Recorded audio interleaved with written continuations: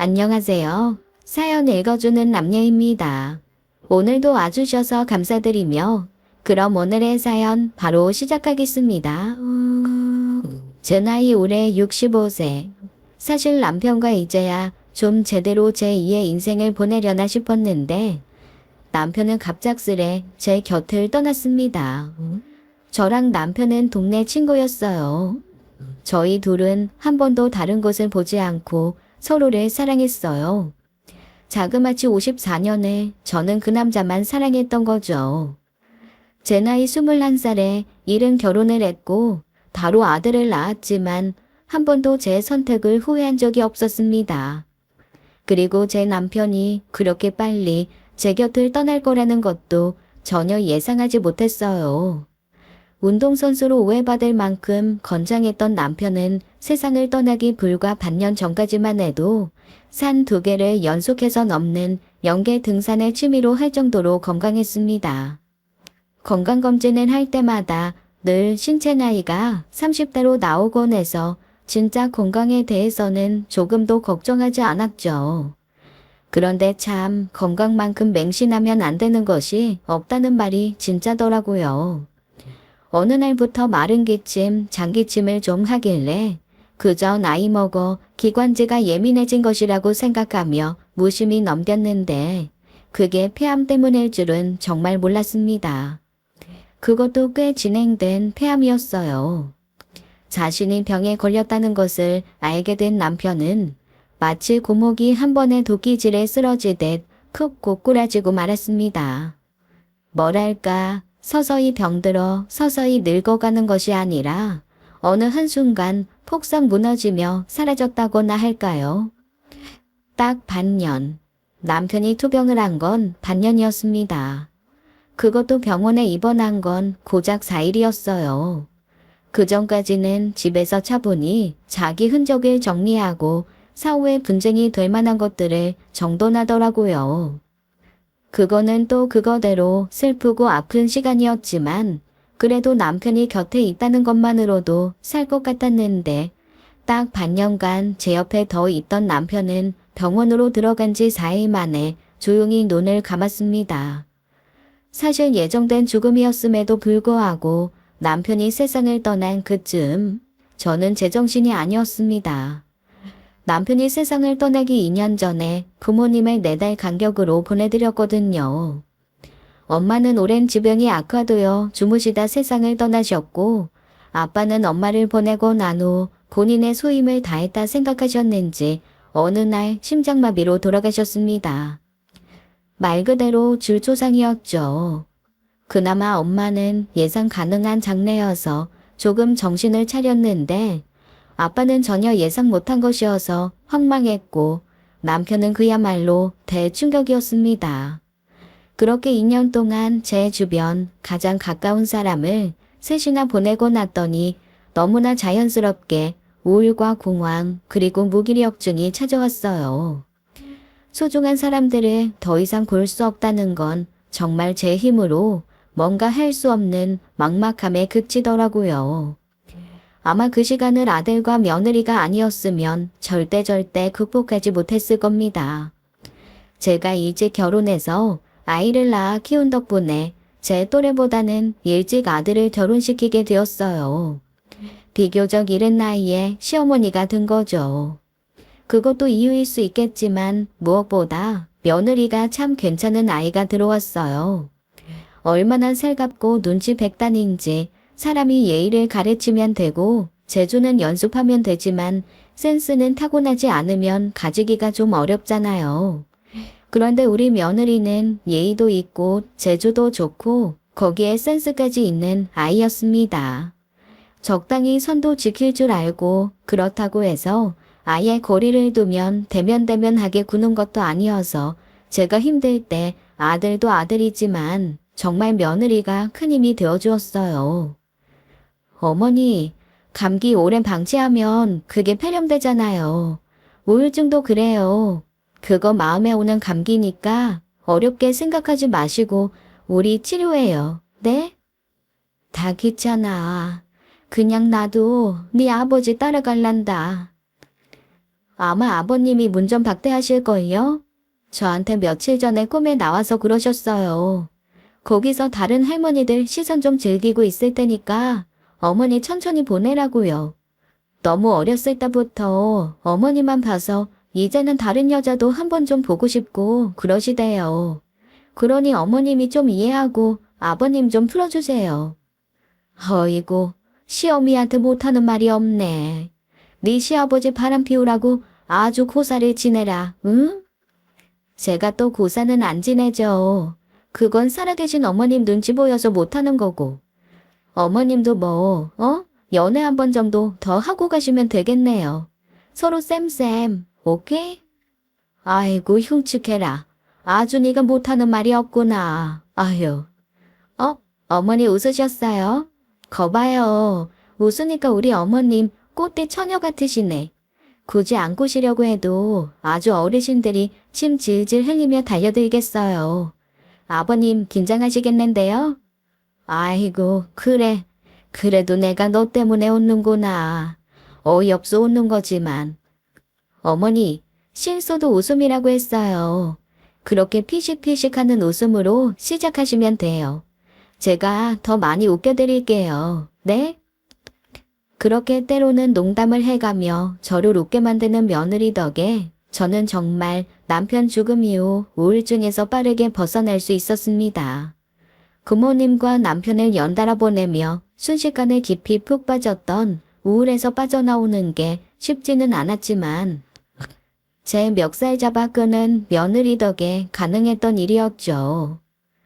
어머니, 이사 가시는 거 어때요? 이사? 갑자기? 사람이 환경이 바뀌면 생각도 좀 바뀌잖아요. 이 집 어머님이랑 아버님 신혼집이셨다면서요. 집 곳곳에 문지방 패인 곳 하나하나에 다 추억이실 텐데 이 집에 혼자 계시면 계속 아버님 생각하실 것 같아요. 이사도 한번 생각해 보세요. 사실 처음에는 엄두가 나지 않았습니다. 제 평생을 살아온 집이나 다름없는데 그곳을 떠난다는 것을 결정하는 것이 쉽지는 않더라고요. 며느리가 집 팔고 이사하는 게 어떠냐고 하네. 어머 언니, 안 그래도 나도 그 얘기 하려고 했어. 얼마 전에 넷째가 내 근처로 이사 왔잖아. 걔도 그러더라고. 큰언니 그냥 우리 근처 와서 살면 좋겠다고. 아유, 내가 연고도 없이 그 멀리까지 어떻게 가. 너희는 남편이라도 있지. 난 혼잔데. 아이고, 우리가 연고지. 언니, 동생이 둘이나 있는데. 언니, 안 그래도 큰오빠도 얼마 전에 전화해서 그러더라고. 언니 좀 데리고 가서 같이 살라고. 오빠가 멀리서 들여다보지도 못하고 아주 영 신경이 쓰이나 봐. 오빠야 늘 그렇지. 나이 차도 우리랑은 좀 있고. 부모님 돌아가시고 나서는 자기가 아빠 노릇도 해야 한다고 생각하니까. 어쨌건 난 언니 이사 오는 거 찬성. 아이고 우리 며느님은 아주 시어머님 마음에 쏙쏙 드는 말만 하셔. 아주 처음 볼 때부터 이쁘더니 점점 더 이쁜 짓만 하네. 바로 아랫동생과 통화를 하고 났더니 제 마음도 조금 달라지기는 하더라고요. 제가 바로 위에 오빠와는 7살이 차이 나는데 아래 두 여동생과는 1살, 2살 차이가 나서 거의 친구처럼 자랐습니다. 저를 낳고 엄마가 연년생으로 연달아 두 여동생을 낳으셨거든요. 두 동생이 어쩌다 보니 모두 강릉으로 시집을 가서 떨어져 지냈는데 얼마 전 막내가 둘째 동생 근처로 이사를 오면서 아주 둘이 때가 쏟아지는 모양이더라고요. 문득 두 여동생 곁에 있으면 저도 좀 위로받고 외롭지는 않겠다는 생각이 들었습니다. 네 이모들 있는 강릉으로 갈까 해. 엄마, 나이 들수록 익숙한 병원 가까운 곳, 자식 가까운 곳에 살라는 말 몰라요. 아이 갑자기 웬 강릉? 네 처도 이사를 하면 어떻겠냐고 권유하기도 했고 엄마도 이모들 옆에 있으면 덜 외로울 것 같아서 그래. 아니 집사람이 말한 건 이 집 팔고 근처로 이사를 오라는 거였지. 강릉까지 가라는 건 아니었지. 아들은 제 결심을 듣고 펄쩍 뛰며 말리기 시작했습니다. 자기 집 근처로 오면 강릉까지 2시간이면 갈 수 있으니 주말마다 자기가 저를 데리고 이모한테 갔다 오겠다고까지 하더라고요. 그런데 그것도 말이 쉽지. 회사 일 힘든 애가 주말마다 저를 강릉 데리고 다니는 게 사실 현실적인 얘기는 아니잖아요. 안 그래도 요즘 사업이 힘든지 주말에도 나가서 밤샘하고 오는 걸 제가 뻔히 아는데 그런 부담까지는 주고 싶지 않더라고요. 나 이미 결심했어. 그리고 네 아버지가 돌아가시면서 대부분 재산 다 현금화 시켜서 나한테 주고 갔는데 이혼처럼 정신 멀쩡하실 때 나한테 그러시더라. 네가 다른 놈들처럼 허투루 흥청망청하는 놈도 아니고 자기 구실하면서 열심히 사는데 금으로서는 선뜻 도와주겠다고 나서는 거 조심스러워서 못했다고. 혹 네가 도와달라기 전에 돕겠다고 나서면 네가 자립할 기회도 없이 해이해질까봐 섣부른 걱정 때문에 마음껏 지원해주지 못한 게 마음에 걸렸대. 그러면서 정리한 재산 너한테 다 주라고 하더라. 엄마는 집 한 채에 연금이면 충분해. 이 집 팔고 강릉 가면 그 시세 차익으로도 너끈히 넉넉하게 목돈도 손에 쥘 수 있고. 그러니까 이참에 유산 받고 사업하는 데 보태고 너도 너 살 궁리해. 엄마가 멀쩡히 살아있는데 내가 그걸 왜 받아? 엄마나 신나게 쓰고 살아. 더 이상 아웅다웅 아낀다고 혼자 아등바등하지 마시고. 나 그거 필요 없어. 이미 네 아빠랑 얘기 끝난 거야. 줄 때 가져가. 그만큼 너 믿으니까 주는 거니까. 유산을 정리해서 넘겨주니 아들도 아들이었지만 며느리도 펄쩍 뛰더라고요. 그건 또 그거대로 고맙고 예뻤습니다.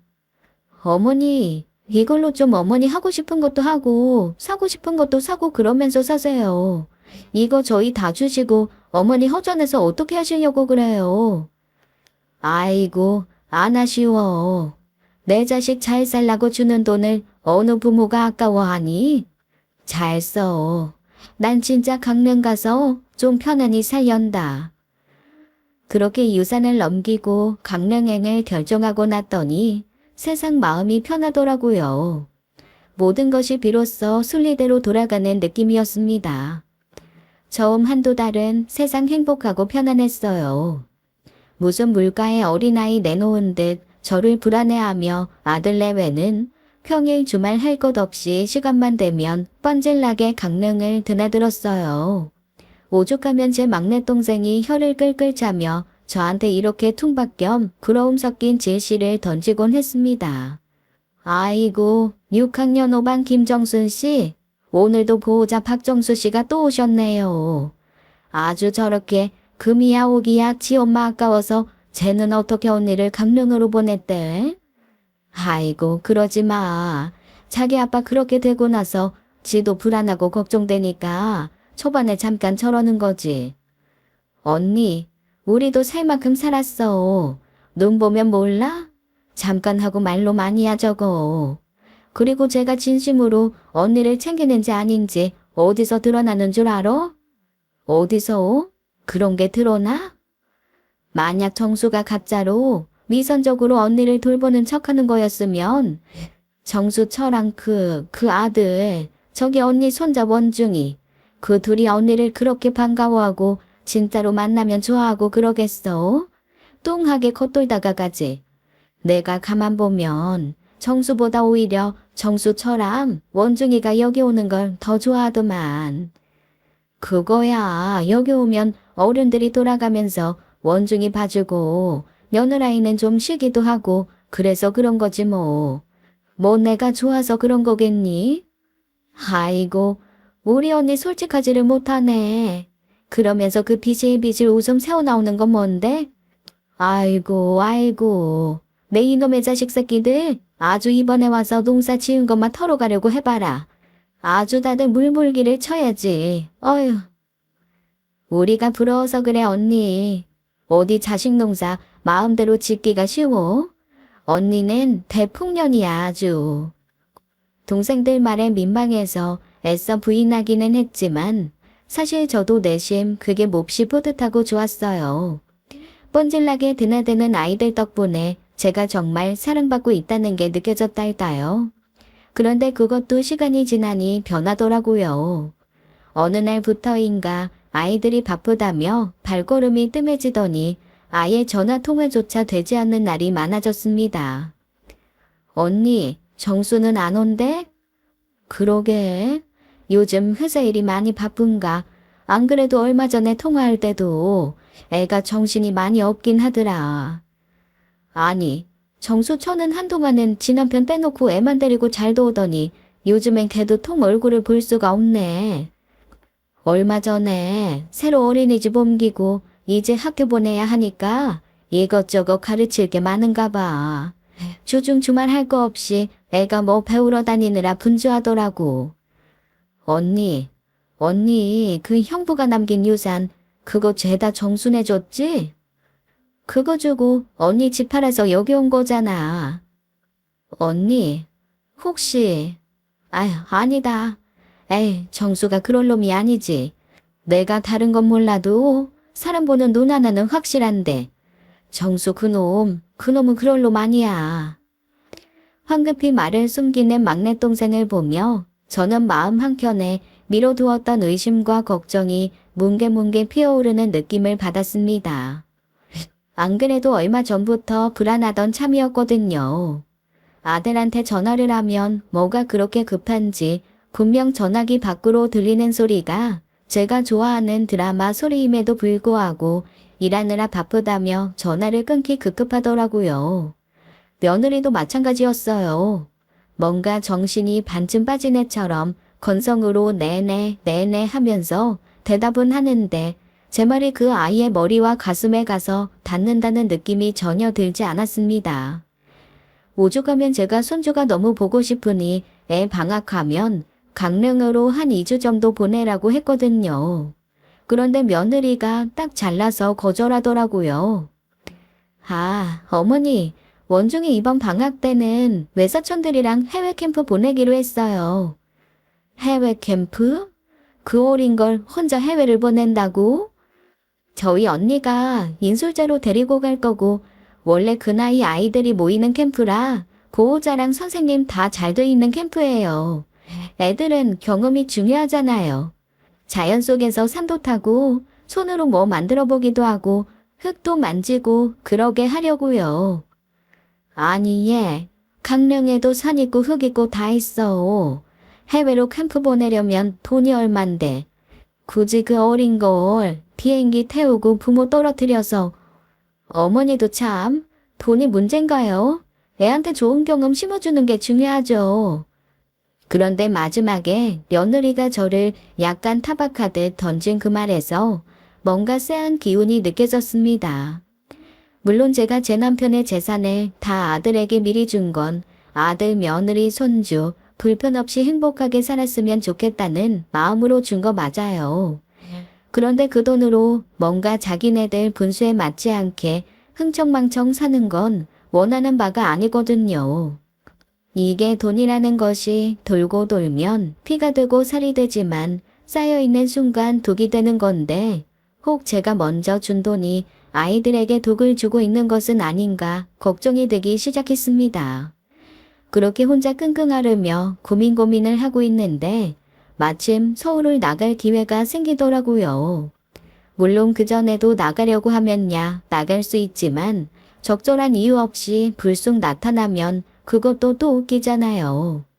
오랜 친구의 남편이 투병 끝에 세상을 떠났는데 마침 그 장례식장이 붙은 병원이 아들 집과 멀지 않은 곳이더라고요.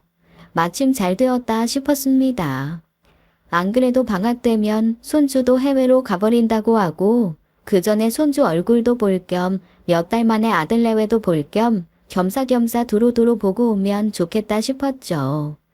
그래서 강릉에서 출발하기 전부터 아들과 며느리에게 몇 번씩 전화를 하고 문자를 남겼습니다. 그런데 어쩜 둘 다 아주 약속이나 한 듯 전화도 문자도 답이 없더라고요. 답답한 마음에 일단 장례식장보다 먼저 아들이 사는 아파트로 먼저 갔습니다.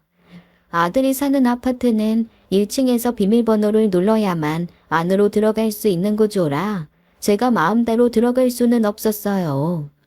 밖에서 계속 아들과 며느리에게 전화를 거는데 어라? 저 멀리서 아들 부부가 팔짱을 끼고 나타나 건물 안으로 쑥 들어가 버리는 거 있죠. 큰 소리로 아들 부부를 불렀지만 안 들리는 건지 아니면 듣고도 모른 척 하는 건지 훅 안으로 들어가 버리더라고요. 허둥지둥 달려가 봤지만 이미 문은 닫혔고 저는 아들 집 호스와 호출벨을 누르며 계속 밖에 서 있었습니다. 그러다 마침 안에서 나오는 사람 때문에 문이 열리길래 부랴부랴 들어갔죠. 아들의 집은 1004호입니다. 제가 다른 숫자는 잘 기억을 못하는데 아들 집 호수는 기억을 해요. 1004. 제 남편이 세상을 떠나고 얼마 되지 않아 구한 아들 집의 호수가 1004라서 이거 남편이 수호해 주려고 지켜주려고 하는 건가? 남편이 천사가 되어 아이들 집 대문으로 나타난 건가 하는 생각을 한 적이 있거든요. 남편에 대한 그리움과 아이들에 대한 걱정이 만들어낸 쓸데없는 상상이기는 했지만 그게 이렇게 아들의 집을 기억하는데 도움을 줄 거라고는 생각을 못했습니다. 1004호로 가서 벨을 눌렀어요. 분명 현관에서 덜그럭 부스럭 소리가 난 것을 들었고 문을 열어주려나 싶었는데 영 깜깜무소식이더라고요. 다시 벨을 누르며 아들을 불렀습니다. 정수야, 엄마야, 문 좀 열어봐. 너 들어가는 거 봤어. 엄마라니까. 하지만 문 안쪽 집은 고요하기만 할 뿐 아무런 기척이 느껴지지 않았습니다. 슬슬 화가 치밀어 오르더라고요. 아니 5살, 7살 때도 하지 않던 미운 짓을 왜 지금 와서 새삼하는 걸까요? 간신히 화를 억누르고 며느리에게 전화를 했습니다. 아이고 그렇게 안 받더니 그제야 전화를 받더라고요. 아니 얘 너는 애가 왜 이렇게 전화를 안 받니? 아 어머니 모음으로 해놨었어요. 죄송해요. 어쩐 일이세요? 너 집에 있지? 나 집 앞이야. 문 좀 열어다오. 아니 벨도 모음으로 해놨니? 왜 사람이 벨을 올리는데 나와보지를 않어? 저희 집이요? 저희 지금 집에 없는데요. 뭐 아니 얘가 사람을 바보로 하나? 너 정수하고 팔짱 낀 채로 집으로 들어가는 거 내가 봤는데 어디서 그런 뻔한 거짓말을 해?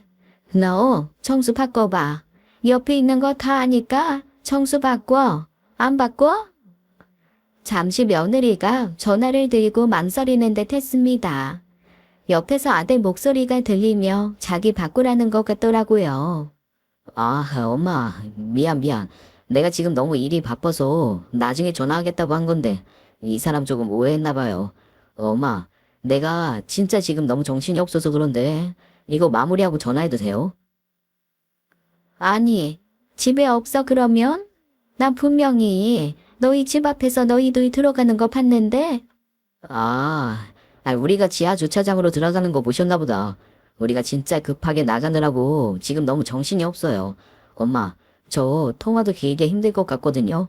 별일 아니니까 너무 걱정하지 말고, 그냥 집으로 가 계세요. 네, 저희 오늘 아주 늦게 들어오거나, 내일 새벽에 올라오거나 할지도 몰라요. 너 진짜야?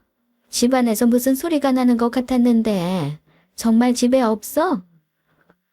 아이고, 엄마.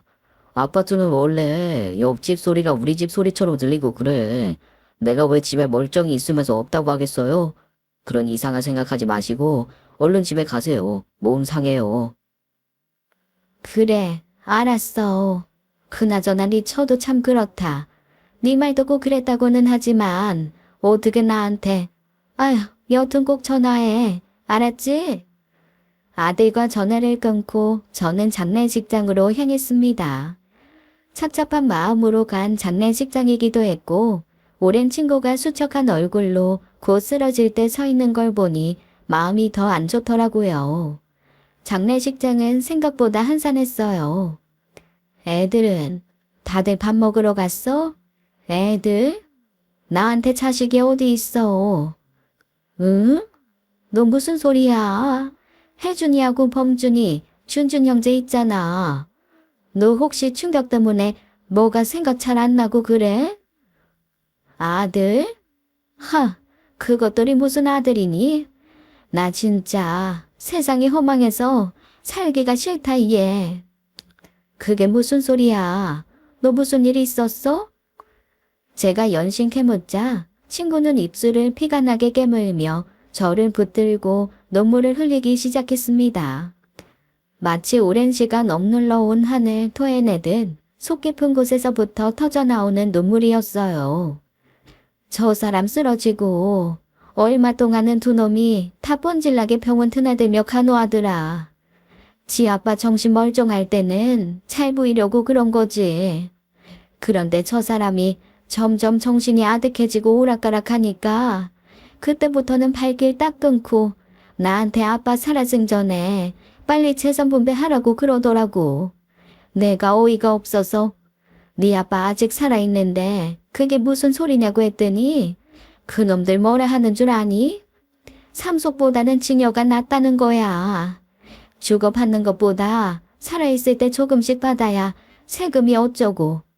내가 그런 소리 할 거면 찾아오지도 말라고 쫓아냈더니 정말 안 오더라고. 아니 못된 것들. 지 엄마 힘든 건 안 보이나? 아니 그래서 장례식도 안 온 거야? 저 사람 잠시 정신 차렸을 때 애들 찾길래 내가 다 일러줬거든. 그랬더니 너무 실망하고 좌절하더라고. 왜 안 그러겠어? 그리고 변호사 불러서 다로이원장 수정하고 남은 재산들 정리해서 장학재단 기부해버렸거든. 그거 알고 두 놈이 병원 와서 얼마나 난리를 부렸는지 아니? 내가 어이가 없어서 글쎄 왜 자기 돈을 함부로 아빠가 쓰냐고 하더라고. 아니 그게 왜 지네 돈이야? 그러니까 그 자식들 자기 아빠가 누워서 병원비 쓰는 것도 다 지네들 돈 쓴다고 생각하고 아까워했던 거야. 망할 것들. 세상에. 저는 친구의 말을 듣고 더 이상 할 말을 잃었습니다. 그렇게 폐악을 부린 두 아들이 다 장례식도 오지 않은 거죠. 어이가 없어 그냥 함께 울며 친구를 위로하고 차마 떨어지지 않는 발걸음으로 집에 돌아왔습니다. 제 표정이 너무 안 좋으니 두 동생이 무슨 일이 있었냐고 자꾸 묻더라고요. 하는 수 없이 제 아들 며느리 얘기, 친구 아들 얘기를 다 해줬죠.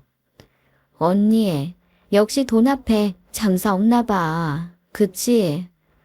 아우, 언니는 뭘 그런 얘기를 지금 큰언니한테 해. 저 속이 지금 어떨 줄 알고. 아유, 망할 것들. 부모가 어떤 마음으로 키우고 알들 살들 모아서 전해주는 건지 진짜 모르나? 언니, 그러면 애들한테는 전화가 온 거야? 아니, 아직. 언니, 기다리지 말고 걔네가 구박을 하더라도 그냥 언니가 먼저 한 번 더 해봐. 그런 애들 아니잖아. 정말 뭔가 말 못할 일이 있어서 본인들이 끙끙 앓고 있는 거면 어떡해. 언니가 힘은 없어도 도울 수 있는 건 도우려면 그래도 전화해서 물어보고 그래야지. 어쩌겠어, 자식인데. 동생 말을 듣고 나니 그것도 맞는 말 같더라고요. 결국 저는 다시 한번 자존심을 굽히고 며느리에게 연락을 했습니다. 하지만 며느리는 또 전화를 받지 않더라고요. 아들 역시 마찬가지였어요. 문자를 보내도 답이 없고 음성을 남겨봐도 소용이 없어서 결국 저는 최후 통첩을 했습니다.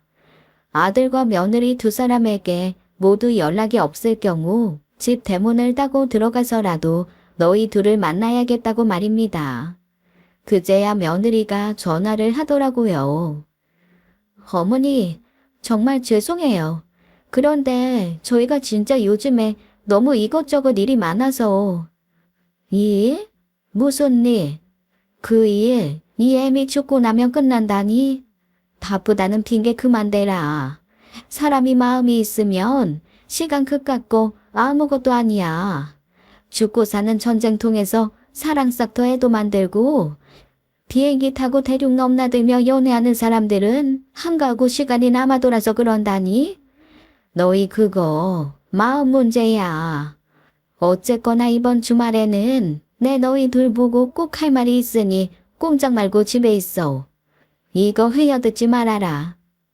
저는 며느리가 뭔가 더 얘기를 하기도 전에 전화를 끊어버렸습니다. 그리고 약속한 날짜가 오기까지 제가 할 말을 정리하고 또 정리했어요.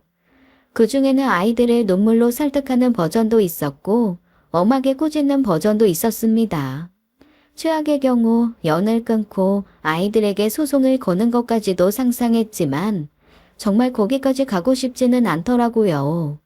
진짜 그깟 돈 때문에 신문사회면에 날 것 같은 모자 사이가 되는 건 끝까지 피하고 싶었습니다. 사실 다른 거 다 그만두고 아이들이 왜 갑자기 저한테 저렇게 척을 지게 되었는지 그 이유만 알아도 살 것 같을 것 같았거든요. 그렇게 잠도 설치고 오만 상상 다 하며 입맛도 뚝 떨어진 채 저는 제게 가겠다고 한 그날 서울 아들 집으로 비장하게 출발했습니다. 그리고 아파트 문 앞에 서서 한참을 심호흡을 했어요. 그냥 어쩐지 느낌에 이번에도 현관문에서부터 거절당할 것 같아서 호출 버튼을 차마 누르지 못하겠더라고요. 그렇게 심호흡을 하며 서 있는데 또 누군가 나오길래 잘 되었다 싶어서 얼른 아파트 안으로 들어갔습니다. 아들 집으로 올라가는 엘리베이터가 어쩌면 그렇게 느리게 느껴지는지 천근만근 무거운 발걸음으로 아들 집 앞에 가서 섰어요. 그리고 벨을 눌렀는데 어라? 아무런 기척이 느껴지지 않더라고요. 이게 뭐지 싶어 다시 한번 벨을 누르고 문도 두들겼지만 전혀 기척이 없었습니다. 아들한테 전화를 했는데 받지 않더라고요. 며느리한테 전화를 했습니다. 두 번쯤 부재중으로 넘어가다가 며느리가 허둥지둥 전화를 받더라고요. 뭔가 엄청 정신이 없는 듯 했어요. 주변이 시끄러웠고 며느리는 누군가에게 계속 양해를 구하며 저한테 빠르게 속삭이고 전화를 끊더라고요. 어머니, 진짜 죄송해요. 제가 조금 있다가 다시 걸게요. 죄송합니다. 그런데 참 이상하죠? 평소 같으면 그 허둥지둥 하는 게 걱정되었을 텐데 제 마음이 너무 강팍해져 있던 까닭인지 아니면 참을 만큼 참아서 그런 건지 도저히 못 참겠더라고요. 그래서 다시 또 전화를 걸었습니다. 이번에도 며느리는 한참 벨이 울리고 나서야 받더라고요. 어머니, 그러니까 제가 조금 있다가 됐고 너 이 집 앞이다. 비밀번호 불러. 들어가서 기다릴 테니까. 어머니, 저희 진짜 조금 있으면 집에 도착해요. 앞에 카페에서 조금만 기다려주세요. 내가 아들 며느리 집 두고 왜 카페에서 집 잃은 강아지 마냥 앉아 있어야 하니? 어서 비밀번호 말하지 못해? 나 사람 불러서 문 따고 들어가? 그러자 며느리가 하는 수 없다는 듯 비밀번호를 알려주더라고요. 비밀번호를 누르고 집 안에 들어갔습니다. 그런데 집 분위기가 뭔가 좀 이상했어요.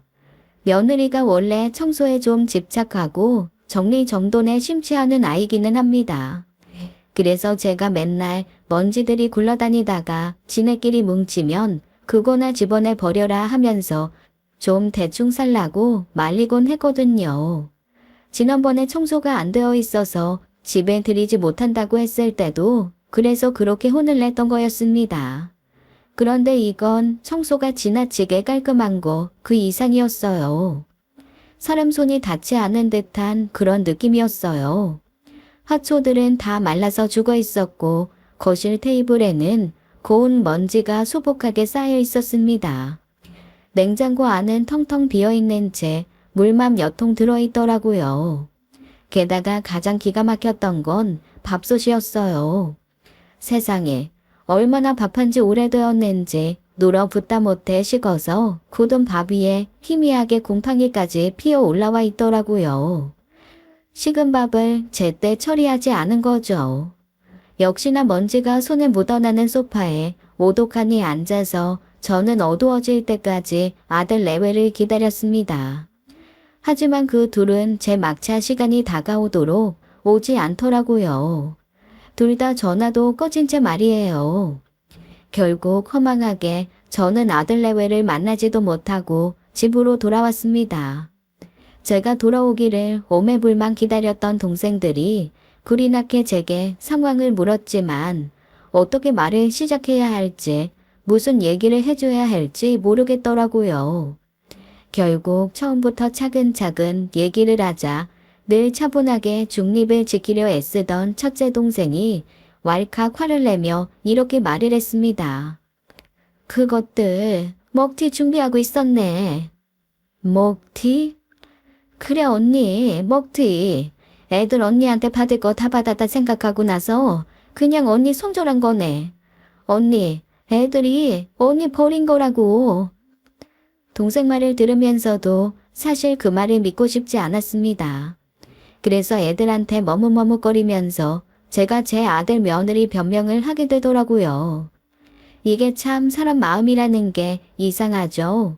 내 새끼 내가 욕하는 거는 괜찮은데 다른 사람이 내 자식 욕하니까 그건 또 듣기가 싫더라고요. 그래서 저도 모르게 애들이 급하게 해외 일정이 있다고 한 걸 내가 잊었다며 해외 다녀오면 얼굴 볼 수 있다는 변명을 늘어놓았습니다. 아유, 무슨 먹튀야. 애들이 워낙 바쁘고 정신이 없으니까 그냥 잊어버렸겠지. 그리고 먹튀할 만큼 수천억 되는 것도 아니고 그거 가지고 먹튀하면 아유, 그것도 걔네도 짜치는 거 아니겠니? 어쨌건 해외 다녀와서 연락한다고 했으니까 그때 자초지종 얘기 좀 들어보면 되지 뭐.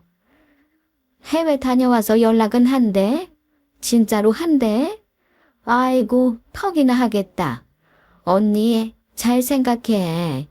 애들이 정말로 언니 찾아오지 안 올지 그거에 대한 거는 언니가 제일 잘할 거야. 둘째 동생이 하는 말이 가슴에 콕콕 와서 박혔습니다. 사실 제 마음 한구석에는 아이들이 저를 찾아오지 않을지도 모른다는 불안감이 있었거든요. 그렇게 몇 주가 지나갔어요. 처음에는 그래서 애들 언제 오냐고 한두 번씩 물어보던 동생들도 이제는 제 눈치를 살살 보면서 물어보는 것조차 안 하더라고요. 제가 그동안 아들하고 며느리한테 연락을 안 해봤겠습니까? 수시로 연락을 했죠. 하지만 10번에 한 번 간신히 전화 연결이라도 된다 치면 너무 바빠서 그렇다. 조만간 연락하겠다라는 대답이 전부였습니다. 저도 이제는 부하가 나서 살 수가 없더라고요. 그래서 동생들한테 이렇게 선언했어요. 나 안 되겠어. 내가 이것들을 만나서 뭐든 일단 해결은 봐야겠다 싶다. 그래 언니, 잘 생각했어. 안 그래도 우리도 그렇게 하라고 말을 하고 싶었는데 언니가 자식이라면 외골수로 우리 애들은 그럴 리가 없다. 그럴 리가 없다. 그러기만 하니 우리도 뭐 딱히 어떻게 말을 해야 할지 모르겠더라고. 그래. 니들이 어떤 마음으로 날 봤는지는 나도 잘 아는데 나도 솔직히 말하면 내 새끼 다른 사람이 욕하는 거 싫더라. 그런데 이제는 이것들 아주 광화문 사거리에서 조리돌림을 시키더라도 내 억울한 거는 풀고 살아야 되지 싶다. 그래, 그렇게 해. 아휴, 진짜 다른 사람은 몰라도 나는 청소내외가 그럴 줄은 진짜 몰랐어. 10개 물속은 알아도 1개의 사람 속은 모른다는 조상님 말씀들이 진짜 틀린 게 하나 없네. 옛날 어르신들 말씀이 하나하나 살다 보면 다 맞아.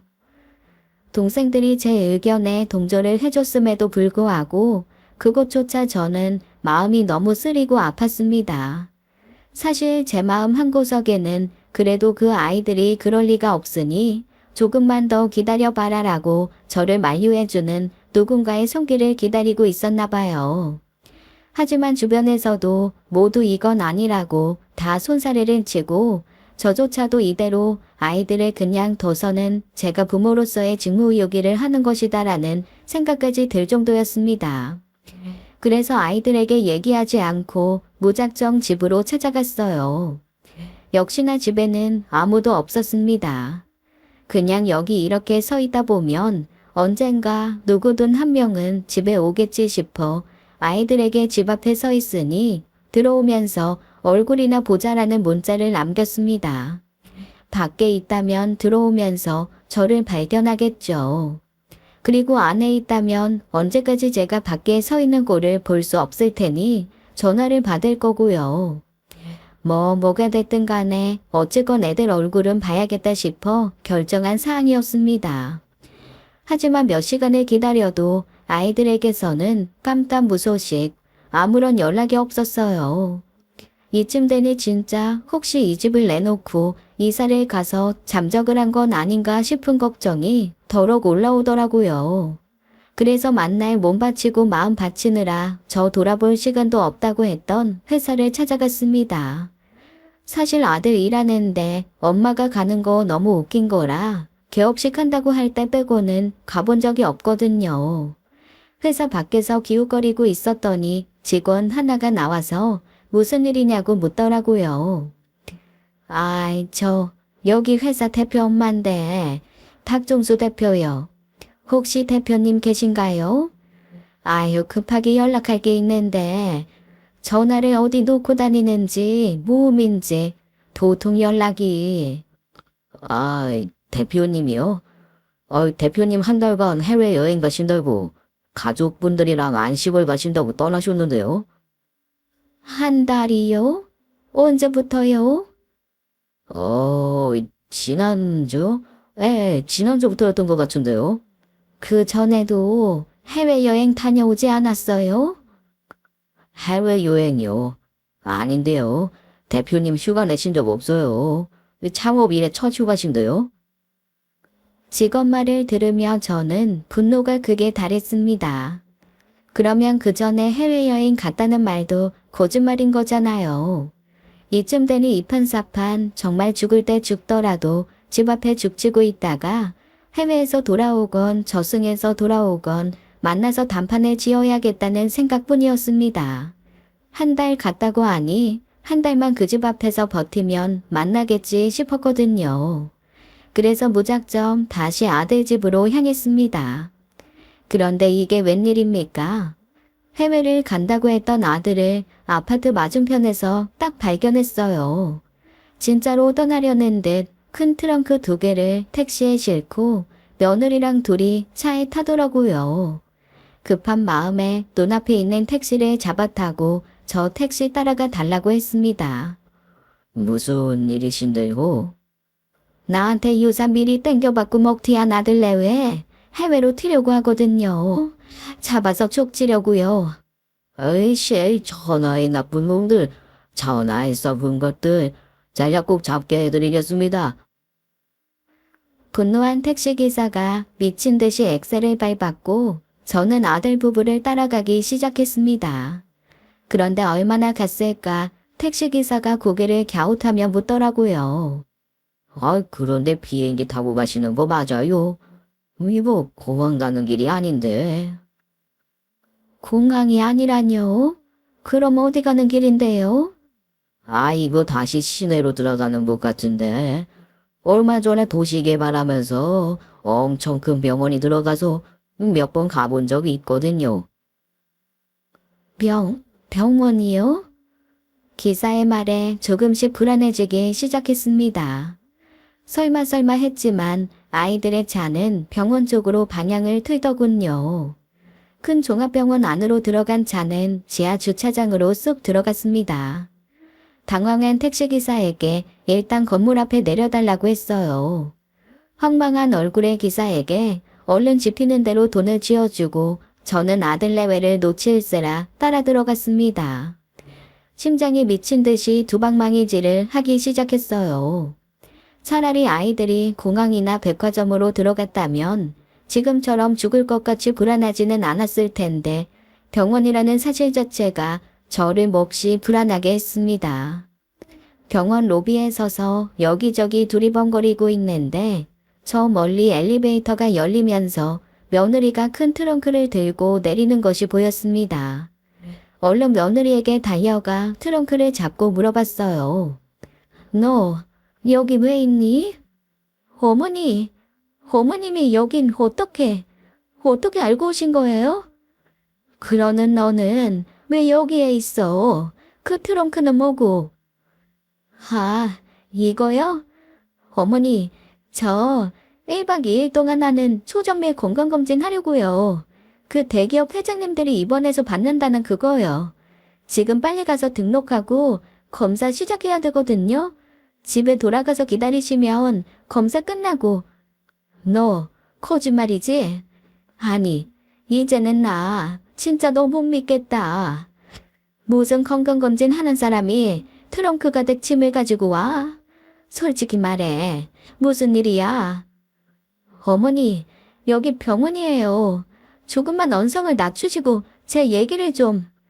네가 지금까지 한 걸 생각해야지. 너 청수랑 같이 왔지? 둘이 차 몰고 오는 거 봤다. 걔 어디 있니? 주차장에 있니? 전화 좀 해봐. 나 걔랑 얘기 좀 해야겠으니까. 저는 며느리를 붙들고 접수 창고 앞에서 계속 실랑 일을 했습니다. 마음 한켠에는 정말로 며느리가 몇백만 원짜리 건강검진에 받는 거였으면 좋겠다는 생각이 들 정도였어요. 그때였습니다. 엘리베이터 문이 열리며 누군가가 걸어 나오다가 저와 며느리를 보고 멈칫하더라고요. 아들이었습니다. 그런데 아들이 모습이 좀 이상했어요. 좋게 20kg는 빠진 듯한 모습에 뭉툭 들어간 눈과 마른 입술.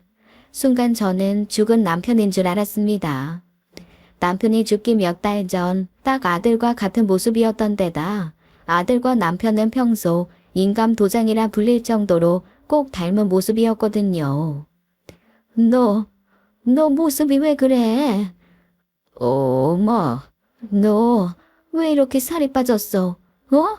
얼굴색은 또 왜 그래? 살 좀 빼려고 운동을 열심히 했더니 너무 빠졌나 봐. 그리고 나 원래 얼굴이 좀 까만 편이잖아. 살 빼서 더 두드러지는 거지 뭐. 너 엄마를 바보로 알아? 대체 이게 무슨 일이야? 응? 제가 다그치자 아들은 당황한 듯 다시 엘리베이터 안으로 들어가려는 것처럼 허둥지둥 버튼을 눌렀습니다. 며느리는 제 소매를 잡고 간절하게 끌어당기며 그러더라고요. 어머님, 진짜 저희가 검사 좀 받고 결과 나오면 그때 말씀드릴게요. 오늘은 그냥 좀 돌아가 주세요. 어머님, 네? 저는 며느리를 뿌리치고 그대로 아들에게 달려가 아들의 팔을 잡았습니다. 앙상한 몸 그리고 손등에는 검은 멍도 들어있었어요. 분명 한두 번 병원에 온 게 아닌 모습이었어요. 엄마 여기서 죽는 거 보고 싶지 않으면 너 사실대로 말해. 며느리가 다가와 제 아들 옆에 서더라고요. 그리고 간신히 서 있는 듯한 아들의 발을 잡고 가만히 아들을 오야다보았습니다. 여보. 미안해.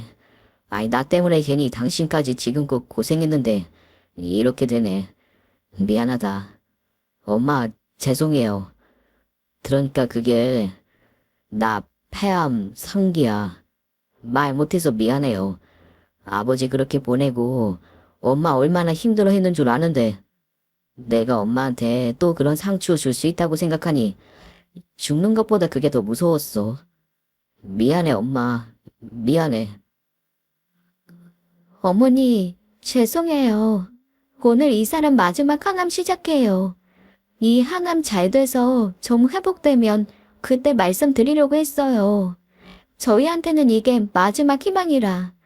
어머니한텐 너무 죄송하지만 차라리 부모 자식들이라 생각하고 어머니가 저희 버리시는 게 낫겠다고 생각했어요. 그동안 못 가뵌 것도 입퇴원 반복하느라 그래서 그랬어요. 죄송해요. 억장이 무너져 내렸습니다. 아들과 며느리는 제게 자초지종을 얘기하기 시작했어요. 건강검진에서 꽤 진행된 폐암을 발견하고 바로 치료를 시작했다고 했습니다. 하지만 생각보다 치료가 쉽지 않고 다른 곳으로 전이 추이까지 발견되면서 일상이 흐트러진 모양이더라고요. 결국 손주는 외갓집에 맡기고 며느리가 아들을 데리고 병원을 다니며 치료를 계속 해왔던 거였습니다. 항암 중간중간 몸이 약을 받지 않아 힘들어질 때면 한적한 곳으로 가서 요양을 하기도 했던 모양이더라고요. 어머님, 죄송해요. 저 몇 번이고 어머님께 사실대로 말씀드리고 싶었는데 이 사람이 다른 건 몰라도 그것만은 안 된다고 너무 펄펄 뛰었어요. 어머님 가슴에 못 박을 수 없다고. 차라리 제가 좀 못된 며느리 되고 어머님 피해 도망다니는 그런 사람 되는 게 이 사람 마음 편할 것 같아서요. 그런데 어머님, 이번에 항암약 바꿔서 한번 해보는 거거든요. 희망이 있대요. 희망이 있어야지. 내 아들이 이렇게 날 떠날 리가 없다. 그리고 미안하다.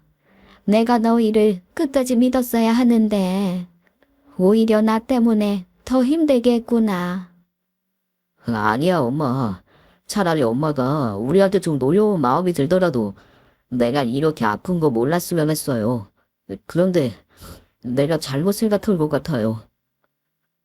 그렇게 아들과 며느리는 제게 사과를 했고 저는 올라오는 눈물을 꾹꾹 참으며 아들을 병원으로 올려보냈습니다. 그리고 며느리에게 다 끝나면 결과 나오면 알려달라는 말과 함께 집으로 돌아왔어요. 동생들에게 자초지종을 말하고 그 다음날부터 당장 강릉집을 정리하기 시작했습니다. 동생들 역시 제 얘기를 듣고 자기 일처럼 놀라며 가슴 아파하더라고요. 언니, 잘 생각했어.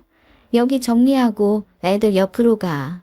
걔네야 언니가 오는 게 반갑지 않을 수도 있지만 원래 아픈 사람 옆에는 고양이라도 손 빌릴 수 있으면 빌리는 게 낫다고 했거든. 설마 언니가 고양이보다는 낫겠지. 그래 언니, 우리가 여기서 건강에 좋은 먹거리는 철철이 아주 잘 구해서 보내줄게. 애 밥이라도 깨끗하게 든든하게 지어 먹여.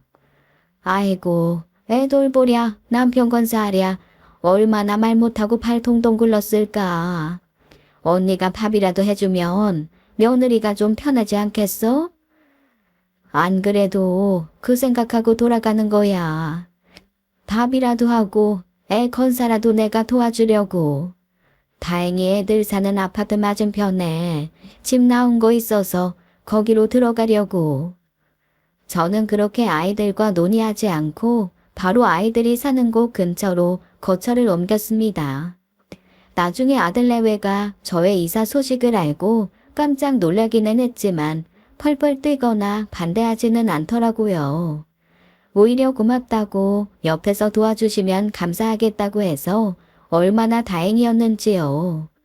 며느리가 그제야 혼자 많이 힘들었다며 음식만이라도 솜씨 좋은 어머니가 해주시면 좋겠다고 하는데 그 말이 세상에서 가장 듣고 나서 행복한 말이었습니다.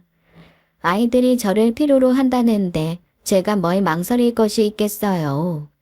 아들은 항암을 몇 번 하고 한동안은 요양병원에 입원해서 추이를 지켜보았습니다. 그러다가 어느 정도 집에서 돌보는 게 가능할 정도까지는 회복이 되어 집으로 왔고요. 퇴원하고 돌아온 후에도 한동안 음식을 잘 받아들이지 못했지만 조금씩 나아지는 중입니다. 글쎄 얼마 전에는 저한테 이런 말도 했다니까요.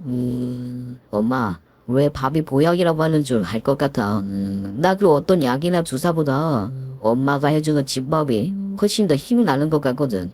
신기하지? 엄마 밥이 보약인가 봐. 여전히 마른 모습이었지만 그렇게 넉살을 떠는 것을 보니 그제야 제 아들 같더라고요. 다행히 새로 바꾼 약에 항암 반응도가 좋아서 좋은 결과 기대할 수 있다고 했습니다. 그 소식을 듣고 얼마나 울었는지 몰라요. 아들이 조금씩 몸을 회복하면서 이모 집에 가 있던 손주도 다시 집으로 돌아왔습니다. 주기적으로 아들이 항암 주사를 맞으러 가는 며칠은 저와 함께 있고 그 외에는 자기 집에서 아들 며느리와 함께 있기로 했죠. 저는 완전히 환자식 전문 요리사로 거듭난 느낌입니다. 아주 저염 건강식 대가가 되어가고 있다니까요. 이제 제 인생 목표는 하나예요. 아들 건강하게 만들어서 오래오래 행복하게 사는 거요. 그것만 남았답니다. 지금까지 사연 읽어주는 남녀였습니다. 끝까지 시청해주신 여러분 감사드리며 저희는 다음 사연으로 돌아올게요. 감사합니다. 음.